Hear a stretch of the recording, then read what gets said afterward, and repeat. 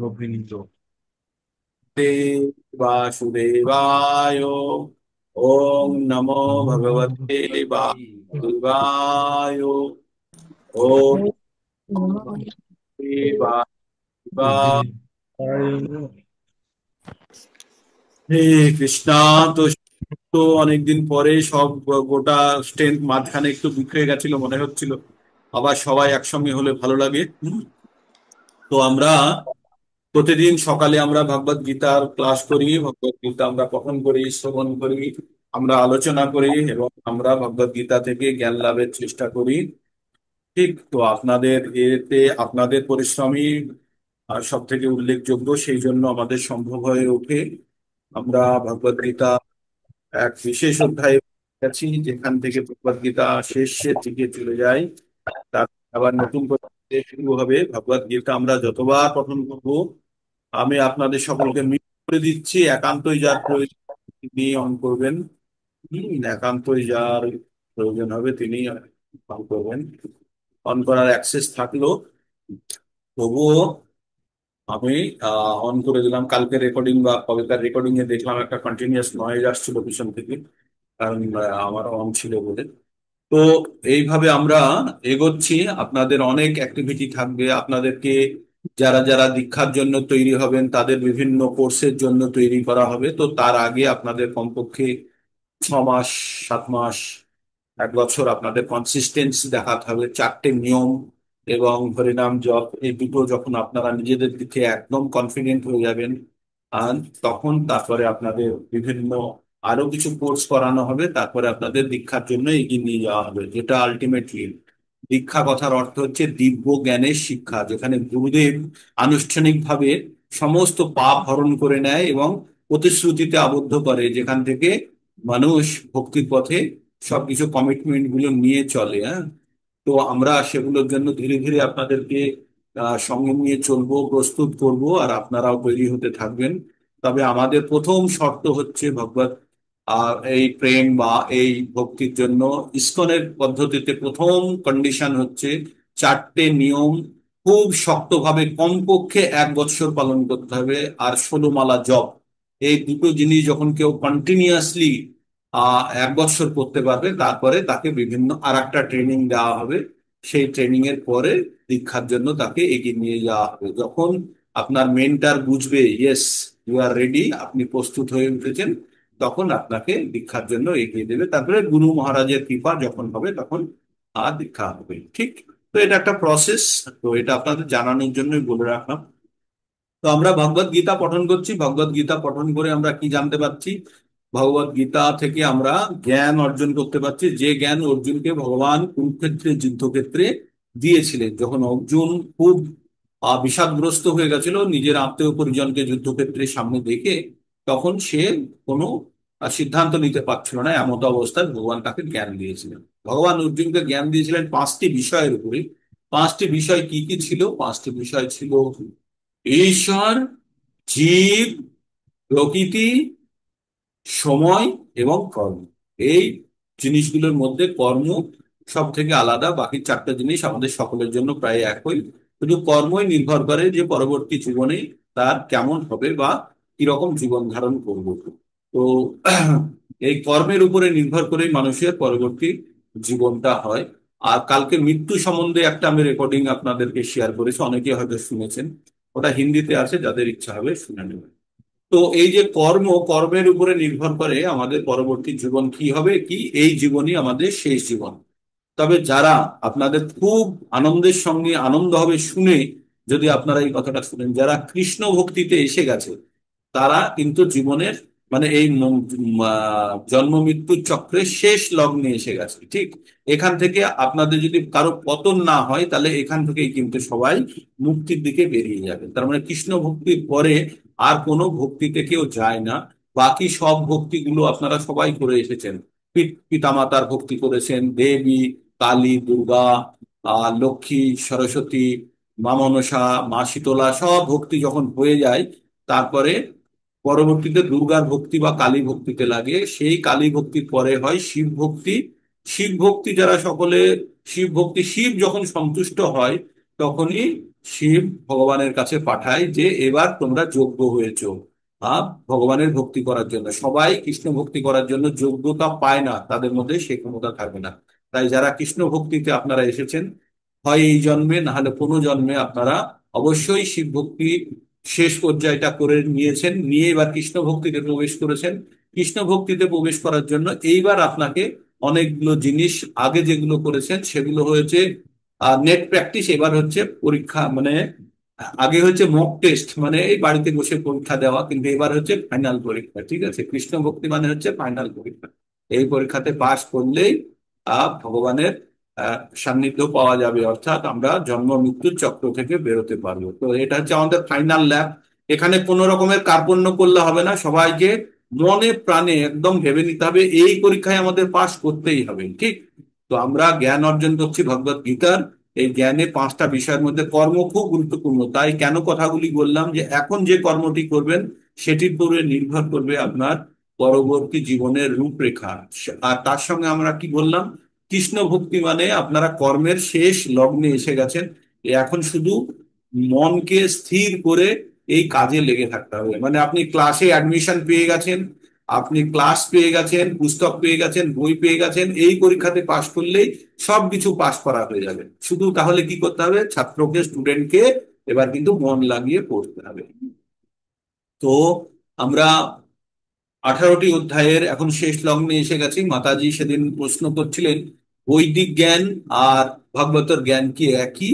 হ্যাঁ, বৈদিক জ্ঞান হচ্ছে সমগ্র জ্ঞান, সব কিছু জ্ঞান। আর ভগবত গীতার জ্ঞান বৈদিক জ্ঞানের একটি অংশ, যেখান থেকে আবার ভগবানকে জানা যায়। মানে বৈদিক জ্ঞান হচ্ছে সমস্ত বিল্ডিং, আর সমস্ত বিল্ডিং, আর ভগবত গীতার জ্ঞান হচ্ছে সব থেকে, ওই বিল্ডিং এর মধ্যে সব থেকে সুন্দর ঘরটি। ঠিক আছে, যে ঘরটিতে ঢুকে পড়লে আর বাকি ঘরে ঢোকার কোনো প্রয়োজন হয় না বা ইচ্ছে হয় না। মৌয়া মাতাজি, আপনাকে আমি বললাম, এটা আমার মাথাতে ছিল, সেদিন আমি পরিষ্কার করিনি। তো বৈদিক জ্ঞান আর ভগবত গীতার মধ্যে কোনো জ্ঞানের মধ্যে পার্থক্য নেই। মানে হয়তো 20 কেজি দুধ, দুধকে জাল দিয়ে জাল দিয়ে জাল দিয়ে জাল দিয়ে যখন 1 লিটার বা 1 কেজি ক্ষীরে পরিণত করবেন, সেই ক্ষীর হচ্ছে ভগবত গীতা। আর 20 কেজি দুধ হচ্ছে বৈদিক জ্ঞান। হ্যাঁ, তো এই রকম আমাদের জেনে নিতে হবে। তো আমরা ভগবত গীতার মধ্যে আমরা 18 নম্বর অধ্যায়ের মধ্যে প্রবেশ করে বসে আছি। 18 নম্বর অধ্যায়ের আমরা কি জিনিসটা পড়ছি আপনাদেরকে বারবার আমি শ্রবণ করাই। আমি চাই যে শ্রবণের মাধ্যমেই আপনাদের শিক্ষাটা হোক। তো শ্রবণ করেও তবু আমাদের এই কলিযুগের মানুষের মেধা কম, মেধা শক্তি কম। তাই আমরা, আমাদের মেধা কম কলিযুগের মানুষের, সেই জন্য আমাদেরকে, আমাদের কলিযুগের মানুষের মেধা কম, সেই জন্য আমাদের অসুবিধাটা কি হয়, আমাদের সবকিছু মনে থাকে না। তাই আমাদের বারবার কয়েকটা জিনিস আমাদেরকে পঠন করতে হয়, তাই না? বারবার আমাদেরকে কয়েকটা জিনিস পঠন করতে হয়। তাই তাই আপনাদেরকে আমি বলি যে এখানে শ্রবণ করার পরেও আপনারা যদি পারেন তাহলে একটু বাড়িতে পঠন করবেন, তাহলে আপনাদের যে স্মরণে যেটা যাচ্ছে সেটা আরো সুন্দরভাবে আপনাদের সঙ্গে মাথার মধ্যে বসে থাকবে না। তো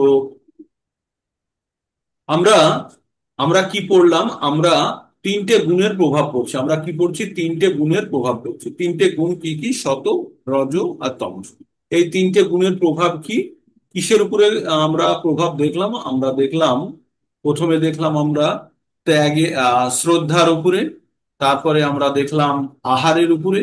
তারপরে আমরা দেখলাম আর যজ্ঞ, দান, তপস্যা। 5টা দেখলাম আমরা কোথায়, 17 নম্বর অধ্যায়। তারপরে 7টা আছে আমাদের, 7টা আছে আমাদের কোথায়, আমাদের 18 নম্বর অধ্যায়। 7টার মধ্যে আমরা 6টা বলে ফেলেছি, এখন একটাই রয়ে গেছে। 6টা কি কি বললাম?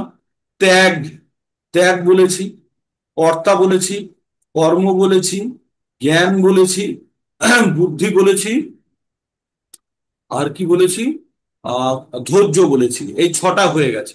এখন বাকি রয়েছে সুখ। সুখ 3 ধরনের। সুখ কাকে বলে? হ্যাঁ, তো সে সুখ হচ্ছে যে সুখ, যে সুখ প্রথমে বিস্ময় মনে হয় এবং পরবর্তীতে কি মনে হয়, পরবর্তীতে আনন্দ। সেই সুখ হচ্ছে, সেই সুখ হচ্ছে সাত্ত্বিক সুখ। যেমন প্রথমে কষ্ট এবং পরবর্তীতে আনন্দ থাকে, সেটা হচ্ছে সাত্ত্বিক সুখ।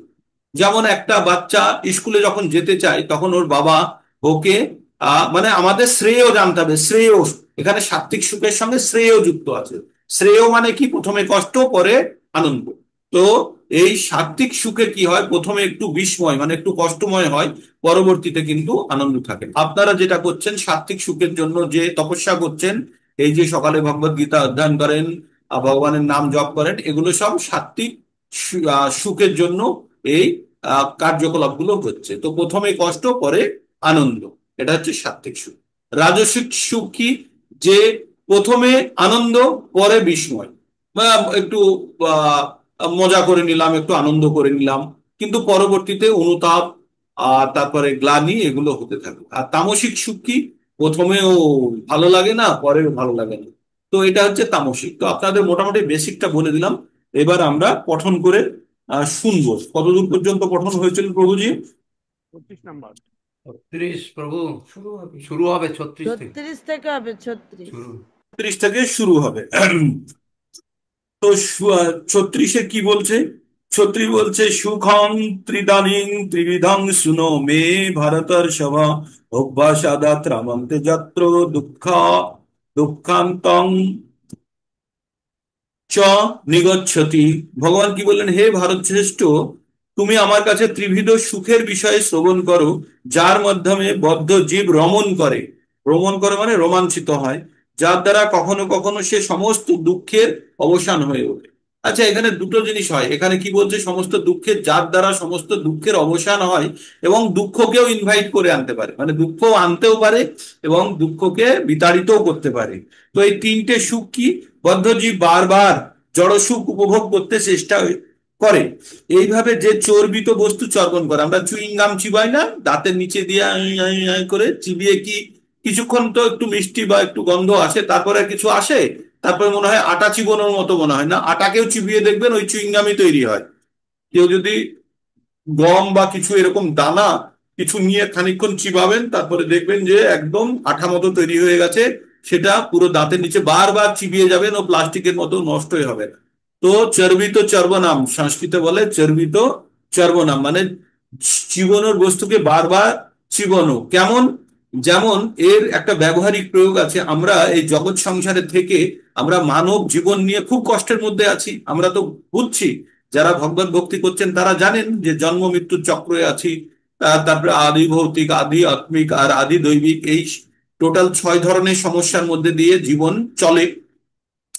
তো তা সত্ত্বেও আমরা দেখবেন আমাদের বাচ্চাদের, সন্তানদেরকে আমরা কখনো ভগবত ভক্তির পথে দিই না। আমরা কি বলি, আমি যেমন করেছি তেমনই তুই কর, করে কষ্ট পা, করে চিবিয়ে চিবিয়ে আবার তুই পরে যদি তোর ইচ্ছা হয় ভগবত ভক্তিতে আসে। কারণ আমরা কি ভাবি, ভগবত ভক্তিতে আসা মানে জীবন নষ্ট করে ফেলা, তাই না?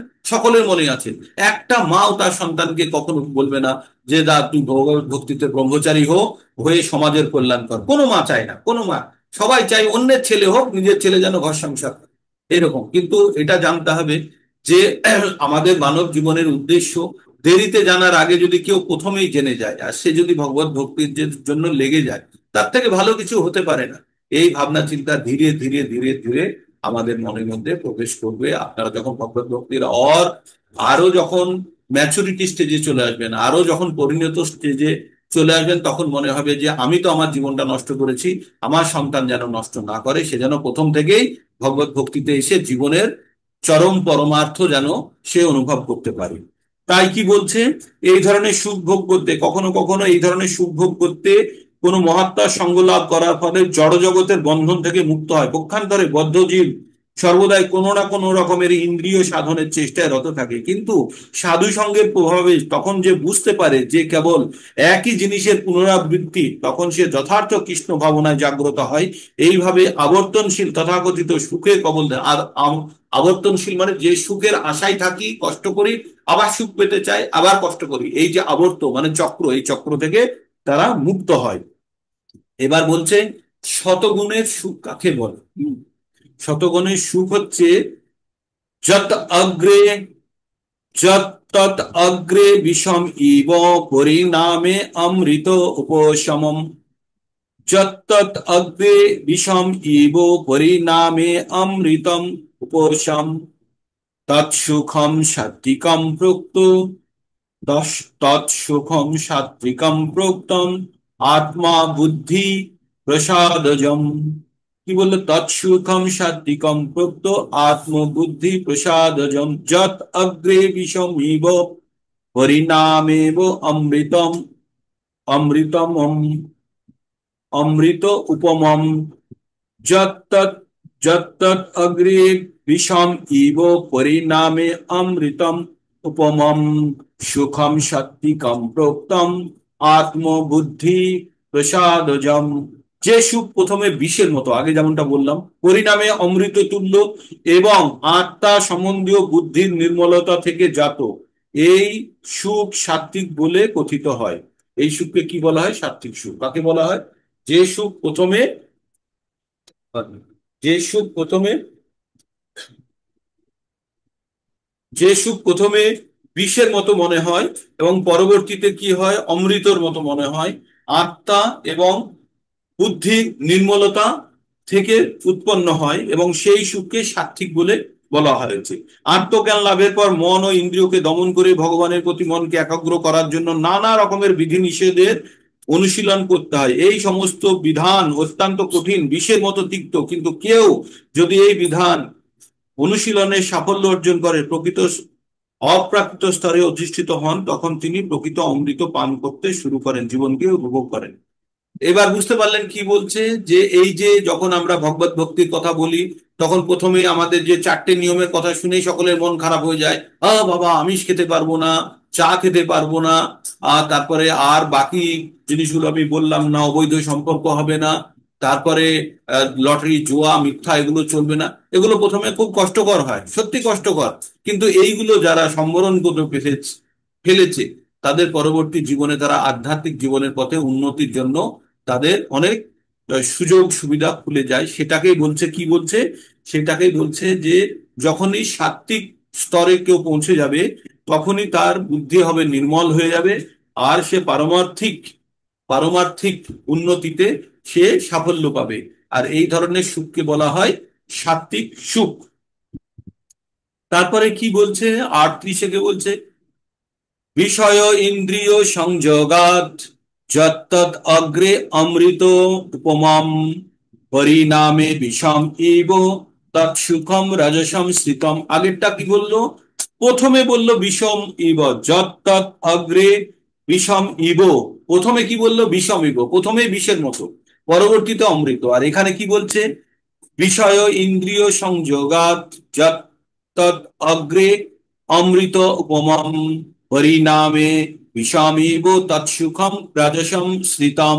কি বলছে? বিষয় ইন্দ্রিয়ের সংযোগের ফলে যে সুখ প্রথমে অমৃতের মতো মনে হয় এবং পরিণামে বিষের মতো অনুভূত হয়, সেই রকম সুখকে রাজসিক সুখ বলা হয়। আপনারা সবাই জানেন কি ধরনের এই সুখগুলো। কি? প্রথমে খুব আনন্দ পাই, চুলকোনোর মতো, কোনো জায়গায় চুল করছে, খুব মন দিয়ে আনন্দের সঙ্গে চুলকোনোর পরে প্রচন্ড জ্বালা যন্ত্রণা শুরু হয় সেই চুলকোনো থেকে, তাই না?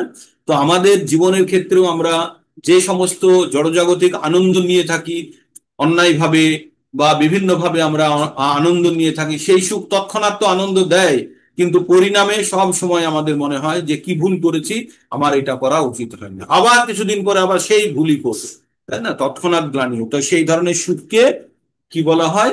এখানে প্রভুপাদ একটা তাৎপর্য দিয়ে বলেছে, আপনাদের শোনাচ্ছি।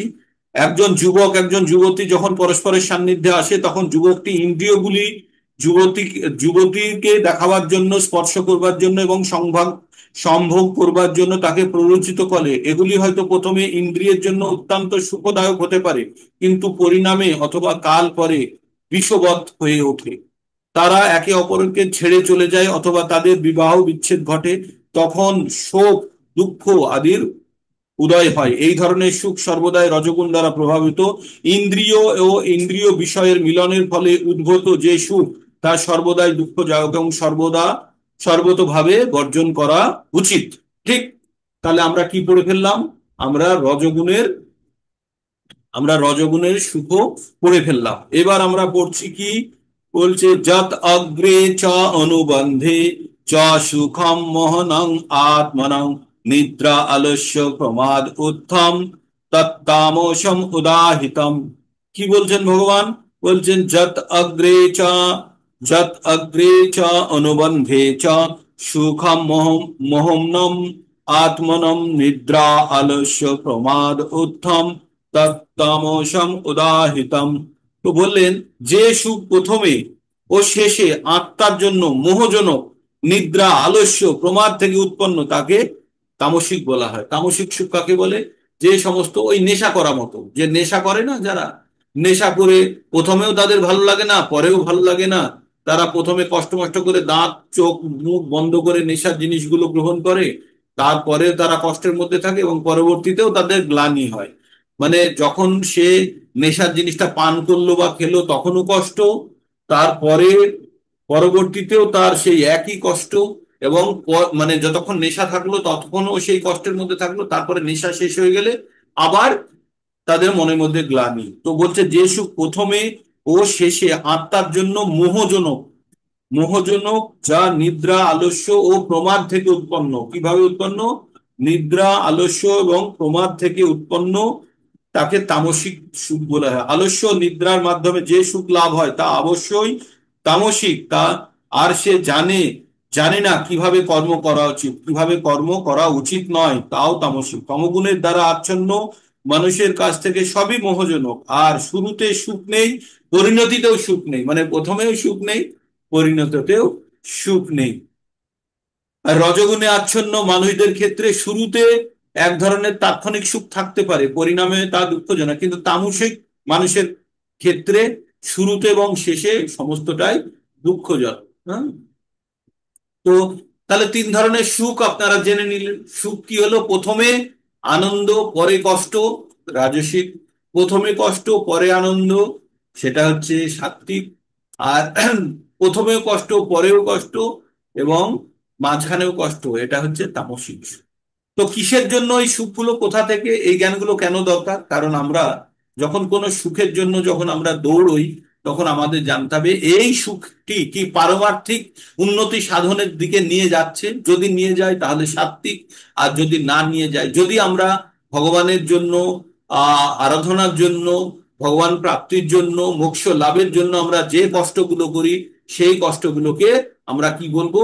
সেই কষ্টের পরবর্তী ফল যেটা হয় সেগুলো হচ্ছে আমাদের আনন্দদায়ক, সেগুলো হচ্ছে সাত্বিক। যেমন মনে করেন বৃন্দাবনে যাচ্ছেন, রিজার্ভেশন পাননি, প্রচন্ড কষ্ট করে যাচ্ছেন, প্রথমে তো কষ্ট করছেন, কিন্তু বৃন্দাবনে পৌঁছানোর পরে আপনার আনন্দে আপনার মন ভরে যাবে, তাই না? তো তেমনি এই কষ্টগুলো কিন্তু আপনার সাত্বিক। কষ্ট তো ইনিশিয়ালি হবে, পরবর্তীতে সুখ এনে দেবে, সাত্বিক সুখ। তো এই পর্যন্ত আমাদের 39 নম্বর পর্যন্ত আমাদের কি হলো, একটা অংশ শেষ হলো। এবার আর একটা অংশ শুরু হচ্ছে। আজকে যে অংশটি শুরু হচ্ছে সেই অংশটা আপনাদের আগেই পড়িয়ে দিয়েছি, হ্যাঁ, তবুও এখন পড়তে গেলে আরো ভালো লাগে। এবার আমরা কি পড়বো?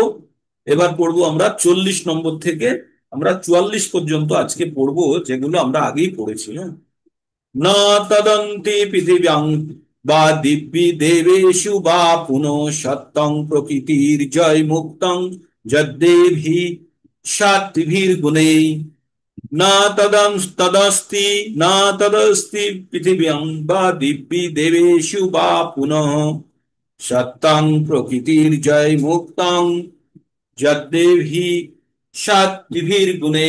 ভগবান কি বলছেন? এই পৃথিবীতে মানুষের মধ্যে অথবা স্বর্গ দেবতাদের মধ্যে এমন কোনো প্রাণীর অস্তিত্ব নেই যারা প্রকৃতিজাত 3 গুণ থেকে মুক্ত। আমরা এতক্ষণ পর্যন্ত কি পড়লাম? প্রকৃতির 3টে গুণের প্রভাব পড়লাম। কি কি গুণের প্রভাব পড়লাম আমরা?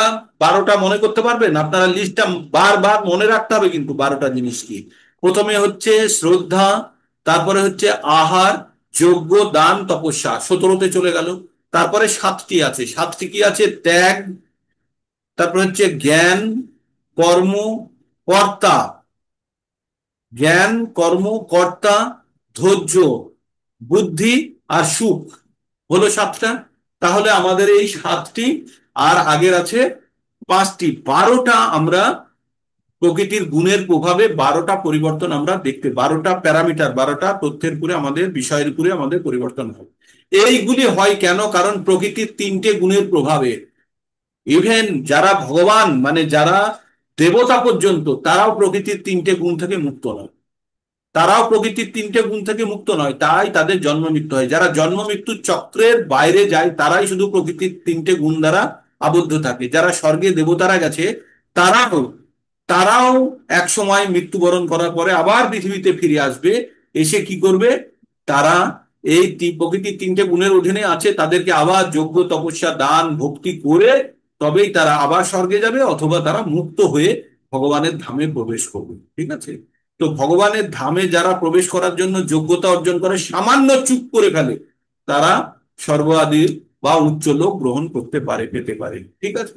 তো আমাদের তো লক্ষ্য তা নয়, আমাদের লক্ষ্য হচ্ছে সর্বোচ্চ লক্ষ্যের জন্য আমরা দৌড়চ্ছি, আর সেটি হচ্ছে ভগবানের সান্নিধ্য পাওয়া। অন্তকালে চ মামেব শরণ মুক্তা কলেবরম যো প্রয়াতি সমম ভাব ইয়াতি নাস্তত্র সংশয়। তো এটা এটা একটা রাস্তা, ভগবানের কাছে আমাদের যেতে হবে, সেটাই আমাদের শেষ উদ্দেশ্য। না হলে তো আমরা আরো দেবদেবতার পুজো করতাম, রজগুণে থাকতাম, আনন্দ ভোগ করতাম, ভালোই তো ছিল। কিন্তু না, আমরা সমস্ত ধরনের কষ্ট স্বীকার করেও আমরা চারটে নিয়ম কষ্টের সঙ্গে পালন করে যেভাবেই হোক প্রতিদিন 16 মালা জপ করবোই, সে রাত্রি 12টা বাজুক যাই হোক। একদিন যদি কোনো কারণে এক দুটো পড়ে যায়, প্রথমে এসে আগেরটাকে সম্পন্ন করব। তো এইভাবে আমরা এই চারটে নিয়ম আর 16 মালা জপের পদ্ধতি অবলম্বন করে আমরা যে কষ্ট উঠাচ্ছি, এই কষ্টের ফল কিন্তু সুখকর এবং আনন্দদায়ক। তাই পৃথিবীতে বা এই জড়জগতে কেউ এই প্রকৃতির তিনটে গুণ থেকে মুক্ত নয়। আর আমরা যত কিছু করি সব কিছু কিন্তু করাই গিয়ে এই প্রকৃতির তিনটে গুণ। তাহলে আমাদের কি করতে হবে? আমাদের প্রথম কাজ যে আমাদের তমগুণকে পরিত্যাগ করতে হবে, আমাদের রজগুণের চঙ্গুল থেকে, রজগুণের আয়ত্তে থেকে বেরোতে হবে। আর আমাদের কি করতে হবে? আমাদের শতগুণে প্রবেশ করতে হবে। আমাদের কোথায় প্রবেশ করতে হবে? শতগুণে আমাদেরকে প্রবেশ করতে হবে। যখন আমরা শতগুণে প্রবেশ করব, তখনই আমরা কিন্তু তখন থেকেই আমরা কি করতে পারবো?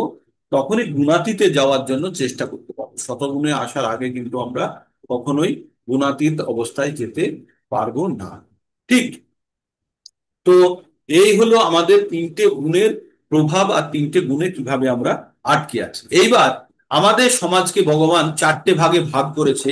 এই তিনটে গুণ দ্বারা কে কতখানি প্রভাবিত, হুম, এই তিনটে গুণ দ্বারা কে কতখানি প্রভাবিত তারপরে নির্ভর করে ভগবান চারটে বর্ণে মানুষকে ভাগ করলেন। ভগবান কি করলেন? চারটে বর্ণে মানুষকে ভাগ করলেন।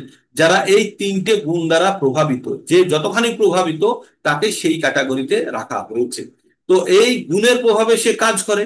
তাহলে গুণ আর কর্ম অনুযায়ী ভগবান চারটে ভাগে ভাগ করলেন এই মনুষ্য সমাজকে। কি দিয়ে? গুণ আর কর্ম দিয়ে। কোন গুণ? প্রকৃতির তিনটে গুণের প্রভাব। আর কে কতখানি প্রকৃতির তিনটে গুণের অধীনে আছে, আর কে কতখানি কে কতখানি এই তিনটে গুণের বাইরে বেরিয়ে আসতে পেরেছে, সেই অনুযায়ী চারটে ভাগে ভাগ করা হলো। এবার যারা যারা ওই গুণ থেকে বেরিয়ে আসতে পেরেছে তাদের জন্য আলাদা আলাদা কর্ম নির্ধারণ করা হয়েছে। তাহলে এবার আপনি বুঝতে পেরেছেন ভগবান এই চারটে ভাগে সমাজকে যে ভাগ করছে, কিসের ভিত্তিতে ভাগ করছেন। এইবার শুনুন। ব্রাহ্মণ ক্ষত্রিয় বিশাং শূদ্রনাং চ পরন্তপ কর্মাণি প্রবিভক্তানি স্বভাব প্রভবর গুণে। ব্রাহ্মণ ক্ষত্রিয় বিশাং শূদ্রনাং চ পরন্তপ কর্মাণি প্রবিভক্তানি স্বভাব প্রভবর গুণে। কি বললেন? হে পরন্তপ, অর্জুনকে বলছে স্বভাব, প্রকৃতির তিনটে গুণের প্রভাব, স্বভাব জাত গুণ অনুসারে ব্রাহ্মণ ক্ষত্রিয় বৈশ্য শূদ্রদের কর্মসমূহের বিভাগ করা হয়েছে। যে যে যে গুণের আন্ডারে আছে সেই গুণ সম্পন্ন ব্যক্তিদেরকে আলাদা আলাদা কাজ দেওয়া হয়েছে।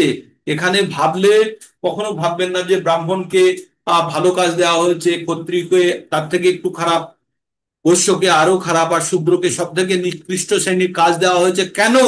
কারণ তারা প্রকৃতির যে যে গুণ দ্বারা চালিত আছে সেই গুণের প্রভাবের কারণে তাদেরকে এই ধরনের কর্ম দেওয়া হয়েছে। এবার আমরা পড়বো ব্রাহ্মণকে কি কর্ম দেওয়া হয়েছে। ব্রাহ্মণের গুণ আমরা পড়ে এসেছি, ব্রাহ্মণের কতগুলো গুণ পড়ে এসেছি, ওখানে 12টি গুণ পড়ে এসেছি, মনে আছে? 12টি গুণ পড়ে এসেছি। এবার ব্রাহ্মণের কাজ কি শুনুন, মন দিয়ে শুনুন। সম দম তপ শৌচং ক্ষান্তির আর্যমেব চ আর্যম মেব চ জ্ঞানং বিজ্ঞানম আস্তিকম ব্রহ্ম কর্ম স্বভাবজম। তো ব্রাহ্মণদের কাজ কি? ব্রাহ্মণদের কাজ হচ্ছে সম দম তপ শৌচং কান্তির আর্যম এ বচ, আর্যম, আর্যব মে বচ, এ বচ হবে ওটা, আর্যম এ বচ, সম দম তপ শৌচং কান্তির আর্যম এ বচ, জ্ঞান বিজ্ঞান আস্তিকম ব্রহ্ম কর্ম স্বভাবজম। তাহলে ব্রাহ্মণের কাজ কি হলো? সম, সম মানে হচ্ছে মনের কন্ট্রোল, দম মানে বহিরিন্দ্রিয়ের কন্ট্রোল, তপ তপস্যা, শৌচ পবিত্রতা, ক্ষান্তি মানে হচ্ছে সহিষ্ণুতা, আর তার সঙ্গে কি থাকলো? আপনার থাকলো কর্ম, যে কাজগুলো করবে, স্বভাবজম মানে আচ্ছা জ্ঞান, তার কাছে জ্ঞান থাকবে, বিজ্ঞান ব্যবহারিক জ্ঞান থাকবে, এবং আস্তিক্য, সে ভগবানের প্রতি প্রচন্ড ভাবে আসক্ত বা অনুরক্ত হবে। তাহলে এইগুলো হচ্ছে ব্রাহ্মণের স্বভাবজাত ধর্ম। কি? নিজের মনকে কন্ট্রোল করতে পারে, বহিরিন্দ্রিয়কে কন্ট্রোল করতে পারে, পবিত্রতা আছে, সহিষ্ণুতা আছে, সরলতা, সরলতা মানে ভিতরেও যা বাইরেও তাই, তার মধ্যে আপনার মানে মনের মধ্যে এক আর বাইরে আলাদা সেই রকম নয়, জ্ঞান বিজ্ঞান এবং আস্তিক্যম, এবং ভগবানের ভক্তি এবং জ্ঞান ও বিজ্ঞান জানবে। এটি হচ্ছে ব্রাহ্মণদের স্বভাবজাত ধর্ম। আপনাদের এবার ভেবে দেখতে হবে আপনাদের মধ্যে এই এই গুণগুলি কতগুলি আপনাদের মধ্যে আছে। ঠিক আছে, গুণ তো আমরা আগে ওই 12টাতে অনেকেই টিক মেরেছেন, কিন্তু এই কার মন সম্পূর্ণ কন্ট্রোলে, কার বহিরিন্দ্রিয় সম্পূর্ণ কন্ট্রোলে, কে তপস্যা করে, কে শৌচতা রক্ষা করে, কে সহিষ্ণু সরল, জ্ঞান আছে, বিজ্ঞান আছে এবং আস্তিক্য, এই কাজগুলো ব্রাহ্মণদের স্বভাবজাত ধর্ম। ঠিক, তারপরে আমরা কি পড়বো? এবার পড়বো ক্ষত্রিয় ধর্ম কি। ক্ষত্রিয় ধর্ম হচ্ছে শৌর্যং তেজ ধীতির দাক্ষাং যুদ্ধে চ পলায়নম দানম ঈশ্বর ভাবশ্চ তাত্রং কর্ম স্বভাবজম। ক্ষত্রিয়রা কি কি কাজ করতে পারে? ক্ষত্রিয়দের মধ্যে কি কি গুণ থাকবে? প্রথমে শৌর্য, তার মধ্যে বীরত্ব থাকবে, তেজ, তেজ থাকবে, ধৃতি মানে সংকল্প, দক্ষতা, কর্মকুশলতা, যুদ্ধে অপলায়নম মানে যুদ্ধ থেকে পালাবে না, ওকে যদি কেউ যুদ্ধে আহ্বান করে যুদ্ধ করবে, দান, দান করার প্রবণতা থাকবে, শাসনের ক্ষমতা থাকবে। এগুলি ক্ষত্রিয় স্বভাবজাত ধর্ম। তাহলে ক্ষত্রিয় যারা সৈনিক তাদের মধ্যে কি কি ধর্ম থাকবে, কি কি থাকবে? কাজ করার ক্ষমতা থাকবে, শৌর্য, তেজ, ধৃতি, দক্ষতা, যুদ্ধ থেকে পালাবে না, আর দান ও শাসনের ক্ষমতা। এইগুলি হচ্ছে কাদের? ক্ষত্রিয়ের স্বভাবজাত ধর্ম। আর এবার বৈশ্য ধর্ম কি শুরু। কৃষি গোরক্ষ বাণিজ্যম বৈশ্য কর্ম স্বভাবজম পরিচারিয়াত্মকম কর্ম শূদ্রস্যপি স্বভাবজম। তাহলে কি হলো? কৃষি গোরক্ষা বাণিজ্য, এগুলো হচ্ছে বৈশ্যর কাজ। কি কি? কৃষি, জমি চাষাবাদ করা, গোরক্ষা, গরু পালন করা, আর কি? আর হচ্ছে বাণিজ্য মানে ব্যবসা করা, এটা হচ্ছে বৈশ্যর কাজ, আর এগুলো তার স্বভাবজাত কর্ম। আর পরিচার্যতকম কি হচ্ছে? পরিচার্যতম, পরিচার্যতকম, পরিচার্য আত্মকম কর্ম, কার? পরিচার্য আত্মকম কর্ম মানে কি? অন্য বাকিদেরকে সাহায্য করা। তিনটে, ব্রাহ্মণ, ক্ষত্রিয় এবং বৈশ্যরা যে কাজ করবে সেখানে গিয়ে শূদ্র সাহায্য করবে, কারণ শূদ্রের নিজস্ব বুদ্ধি কম, সে তমগুণে আচ্ছন্ন, তাই নিজের বুদ্ধি কম, সেই জন্য সে বাকি তিনজনকে সাহায্য করবে। একজন ব্যক্তির 4টে সন্তান, তার 4টে সন্তানকে গুরুকুলে দিয়েছে। প্রথম সন্তান অত্যন্ত বুদ্ধিমান, সে ব্রাহ্মণ শ্রেণীতে থাকলো, পরের সন্তান গায়ে শক্তি আর একটু সবাইকে শাসন করে রাখতে পারে, সে হলো ক্ষত্রিয়। পরের সন্তান যে, সে অঙ্ক ভালো বুঝে এবং সে ব্যবসাটা বোঝে, তাকে বাবা বললো, তাকে গুরু বললো তুই ব্যবসা কর, আর মাঝে মাঝে চাষাবাদ করবি, গরু রক্ষা করবি আর ব্যবসা করবি। আর কি করবি? আর শূদ্র ছোট ছেলেটা যে একদমই পড়াশোনা করতে চায়নি, সব সময় সে তমগুণে আচ্ছন্ন, তাকে ঘুমোই, অলস, কিছু বললে শোনে না, তখন বললো তাহলে তুই তোর 3 দাদাকে সাহায্য কর। তো এইভাবে বর্ণ ব্যবস্থা চালু হলো। এখানে কাউকে ছোট নিচ উঁচু নিচু দেখানোর জন্য নেই। এই জ্ঞান আপনাদের যেন একদম সম্পূর্ণরূপে পরিষ্কার হয়ে যায়। এটা কিসের ভিত্তিতে ভাগ করা হয়েছিল? সম্পূর্ণরূপে প্রকৃতির গুণ দ্বারা কে কতখানি আচ্ছন্ন তার উপরে এইটি বিভক্তিকরণ করা হয়েছিল। ঠিক এতদূর পর্যন্ত বোঝা গেল?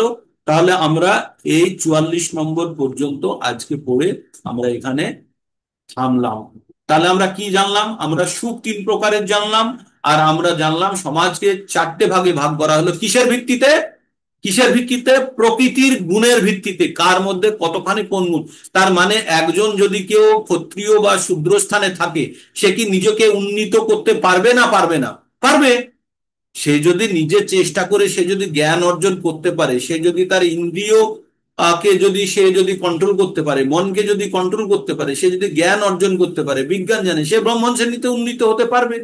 তো ইসকনের উদ্দেশ্যই হচ্ছে প্রত্যেকটা ব্যক্তিকে ব্রাহ্মণ শ্রেণীতে উন্নীত করা। আর যখনই উন্নীত করতে পারবে, তখন থেকেই তার ভক্তি শুরু হবে। ভক্তি যতক্ষণ না পর্যন্ত নিজেকে, নিজের স্তর চেঞ্জ করে, যতক্ষণ না পর্যন্ত ব্রাহ্মণ শ্রেণীর কোয়ালিটি নিজের মধ্যে আমরা তৈরি করতে পারছি, ততক্ষণ পর্যন্ত আমাদের ভক্তি শুরু হচ্ছে না। আর ব্রাহ্মণ শ্রেণীতে উন্নীত হতে গেলে কোন গুণে যেতে হবে? আমাদেরকে আমাদেরকে শতগুণে যেতে হবে। হ্যাঁ, আমাদেরকে শতগুণে পৌঁছতে হবে। যখন আমরা শতগুণে পৌঁছবো, তখনই কিন্তু আমরা ব্রাহ্মণ শ্রেণীতে উন্নীত হব, আর তখনই কিন্তু আমরা ভক্তির পথে অগ্রসর হতে পারবো। বাকিরা কিন্তু ভক্তির পথে অগ্রসরের চেষ্টা করছি আমরা। যতক্ষণ না পর্যন্ত সর্বতভাবে শতগুণে পৌঁছতে পারছি, ততক্ষণ কিন্তু পর্যন্ত আমাদের চেষ্টা চলছে। তাহলে আমাদের এই চেষ্টা থেকে আমাদেরকে উন্নীত হতে গেলে আমাদের চারটে নিয়ম কেউ যদি কঠোরভাবে পালন করতে শুরু করে, অটোমেটিক্যালি সে ব্রাহ্মণ শ্রেণীতে উন্নীত হয়ে যাবে। অটোমেটিক্যালি চারটে নিয়ম। চারটে নিয়ম কি কি? আমিষ বর্জন, দুই নেশা বর্জন, তিন অবৈধ সঙ্গ বর্জন, আর 4 নম্বর হচ্ছে আমরা কি করব?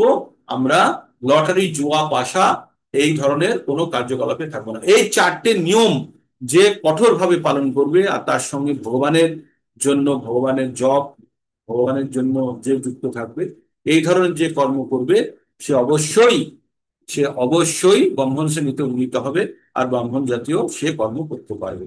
তো এই ছিল আজকের প্রোগ্রাম। 30 জনের অ্যাটেন্ডেন্স দেখছি, সবাই ক্যামেরা অন করুন। আর আপনাদের একটা স্ন্যাপশট নিয়ে নিই। আমাদের গ্রুপে কিন্তু প্রায় 120 জন আছে।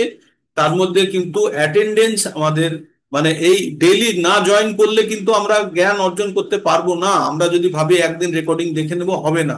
তাই আপনারা যাদের যাদের নাম রেকমেন্ড করেছেন, তারা যারা প্রকৃতপক্ষে শিখতে চায়, তাদেরকে রাখুন গ্রুপে। আর যদি না শিখতে চায়, তাহলে তাদের নাম গ্রুপ থেকে বার করে দিন না। আমাদের এক আকাশ তারার দরকার নেই, আমাদের চাঁদ হলেই হবে না। এক আকাশ তারা থাকলেও তারা আপনাকে আলো দিতে, মানে অন্ধকার দূর করতে পারবে না রাত্রে, কিন্তু একটা চাঁদ হলেই আপনার রাত্রে যে অন্ধকার আছে, সেই চাঁদ আলো দিয়ে আপনার রাত্রে অন্ধকার দূর করতে পারবে। তাই আমরা তাদেরকে নিয়ে চলবো যারা প্রকৃত অর্থে চলতে চায়। আমরা হেরা গেরা নাথ্যকেরা সকলকে নিয়ে চলতে চায় না। যারা শিখতে চায় না, তাদেরকে রেখে শুধু শুধু আমাদের দলের বোঝা বাড়াতে চায় না, তাই না? তো তাহলে আপনারা যাদের যাদের রেকমেন্ড করেছেন, তাদের সঙ্গে কথা বলুন। তাদের যদি আপনার মনে হয় যে তারা কন্টিনিউ করবে, তাদেরকে থাকতে দিন, অথবা তাদের নাম গ্রুপ থেকে। 120 জন হয়েছে, 30 জন মাত্র অ্যাটেন্ডেন্স, মাত্র। তো সেই জন্যই বলছি যে ধীরে ধীরে আমাদের কিন্তু শক্ত হতে হবে। হরে কৃষ্ণ হরে কৃষ্ণ। আর ক্যামেরাকে অন করবেন। হরে কৃষ্ণ কৃষ্ণ কৃষ্ণ হরে হরে, হরে हरे রাম। हरे हरे राम। বলুন, কারো কিছু বলার থাকলে বলুন। আমি একটা স্ন্যাপ প্রভুজি, অলরেডি। হ্যাঁ প্রভুজি, বলুন মাতাজি, বলুন। বলছি নির্বিশেষ শব্দের অর্থ কি? নির্বিশেষ মানে অ্যাট লাস্ট, ফাইনালি সবকিছু। চরম। নির্বিশেষে শূন্যবাদী বলে একটা কথা বলা হয় না? নির্বিশেষে শূন্যবাদী দেশ তারিণে।